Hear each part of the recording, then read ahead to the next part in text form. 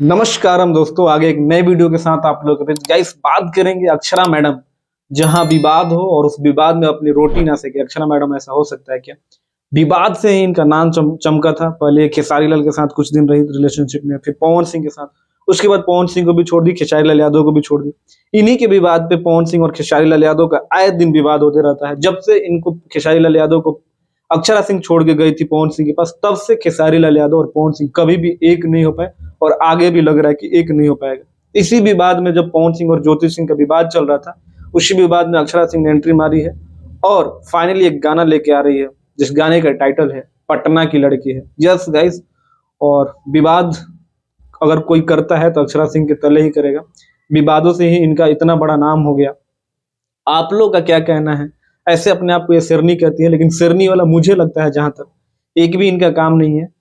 ये किस तरह से ये लड़कियों के लिए रोल मॉडल बनती है, मुझे तो समझ में नहीं आता।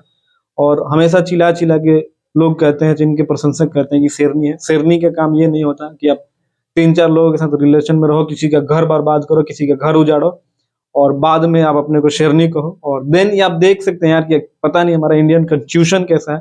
अगर आप पे एक छोटा सा कोई केस है, मतलब मारा पीटी का भी केस है, तो आप किसी गवर्नमेंट जॉब को ज्वाइन नहीं कर सकते थे। यहाँ पे गवर्नमेंट जॉब नहीं हो सकता।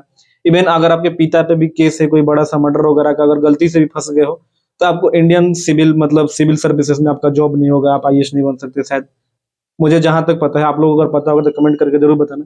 लेकिन आप एक बहुत बड़े पॉलिटिशियन बन सकते हो, आप चीफ मिनिस्टर बन सकते हो, पीएम बन सकते हो। तो शेम ऑन, मतलब उस पर मेरे को बात नहीं करना। मेरे को बात ये करना है कि अक्षरा सिंह भी शायद चुनाव लड़ रही है और प्रशांत किशोर को उन्होंने पार्टी जन सुरक्षा को ज्वाइन करा है। आप लोगों का क्या कहना है और वीडियो कैसी लगी कमेंट करके जरूर बताना। और चैनल पर नए होंगे तो चैनल को जरूर सब्सक्राइब कर लेना। मिलते हैं अगले वीडियो में, तब तक अपने भाई को दो इजाजत। नमस्कार।